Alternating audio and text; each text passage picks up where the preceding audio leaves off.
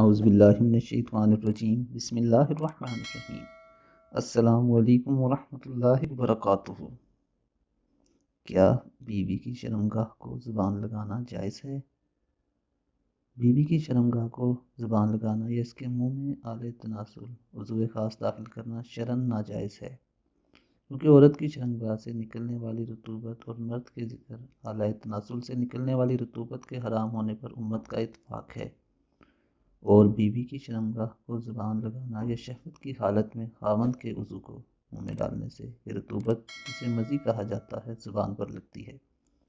دوستو، دین اسلام میں حرام چیزوں سے دور رہنے کا سختی سے حکم دیا گیا ہے، اس لیے اس طرح کا کوئی بھی عمل جو حرام چیزوں میں آتا ہے اس سے دور رہنا چاہیے۔